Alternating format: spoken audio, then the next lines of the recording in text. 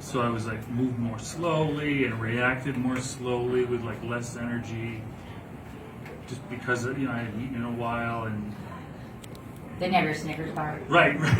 So you're turning into your alter ego. Did she do the same thing? Because maybe it was me, but I noticed that the pitch of your voice almost seemed coincidentally or on purpose, it was just lower. And you talked quieter. You were very modest and humble, and it seemed like that wasn't a coincidence. Like that was set. Right. That's something else that they told me to do too. Like Steven, I remember him saying like, you're really humble like this. Like you're backing off. You're not confronting at all. You're trying to avoid confrontation. Just you're like this. So, that was like him mostly telling me that. Good direction with that, in fact, because it actually made Well, he had to play. Right. As a homeless person. He's obviously not homeless. He has a great job, he does well, and so now he has to play. He has to be tired, he has to be distraught, and we had to bring him, we had to just bring him into a place where the audience has to believe that he is who he is. And he can't do that by just sitting here, hey man, I'm sorry. He has to play, he has to be that guy. So, are you a father? Awesome. No. Okay, so then of course there's that added dynamic because you've got the girls there. And so did they give you any advice, or did you just kind of wing it and say, okay, let's just do this scene the way it is? Because you looked like you were very natural with them, with the girls. No, they didn't really give me anything specific in terms of direction as to how to be a father or how to relate to the girls. Samantha, the blonde, I had dealt with more because I had more scenes with her, and I think on the way to one of the shooting days, I picked her up at her home, and we drove in my car, and we spoke, and we got to know each other.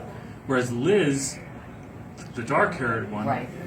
I only saw like that day that we were shooting, and like she and I, we didn't have any lines with each other or anything, just kind of the reaction, looks, but that's it.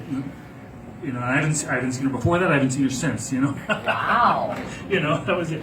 But no, and that's something too that I probably need to work on as an actor, because everybody's telling me like that's part of my brand, like I'm a father type. Right. But I don't have any kids, so You could be a CPA. You look like you could be an accountant. yeah, Like I'm a good with big numbers. movie I'm good with accountant. numbers. Or a serial killer, because you look like you're normal. That would actually be quite good. Or it might be a good thing for this matter. Will you tell me what's in your cart? It was driving me nuts. I'm like, what's in the cart? I want to know what's in the cart. We had a No, seriously, I just a want to know folding what's in the cart. table, a blanket, Okay. a couple of paper shopping bags. They didn't have a lot of stuff in them. Sure.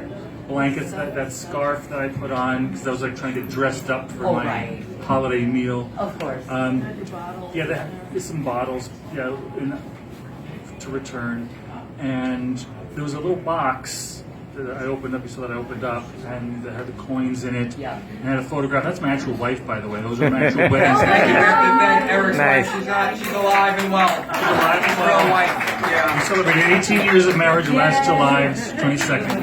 Yes. My God, look at that. So- That is well, and then of course, in terms of some directors do things very differently, meaning like John Gallagher versus other directors.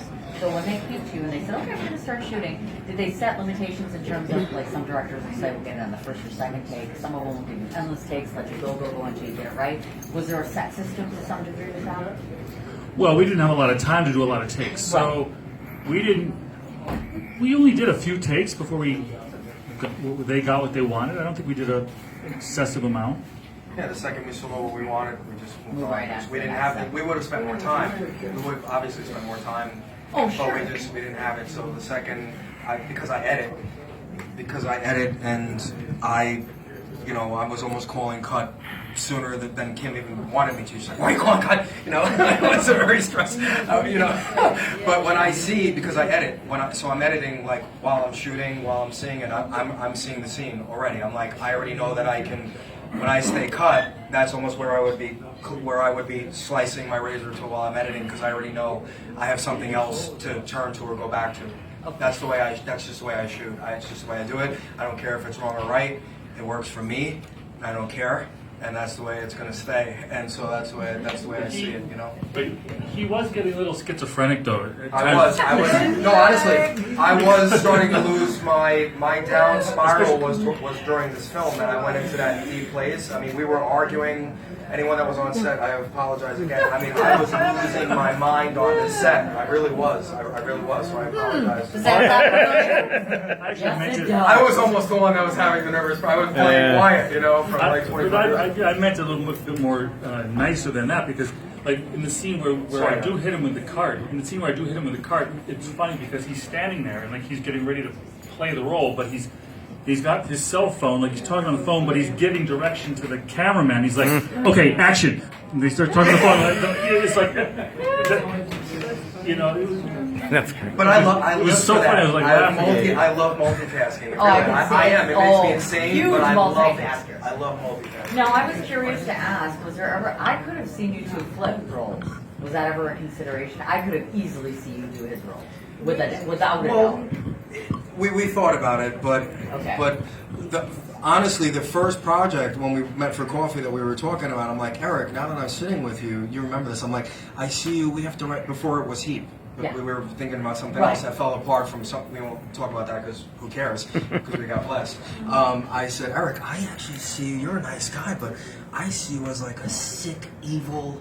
You look so honest that we're gonna shock the shit out of the audience when you're like Dr. Evil. You know what I mean? Plotting death and destruction. And we were. That was where we went. And then in this thing, and then it fell apart. And then I was like, Sexy.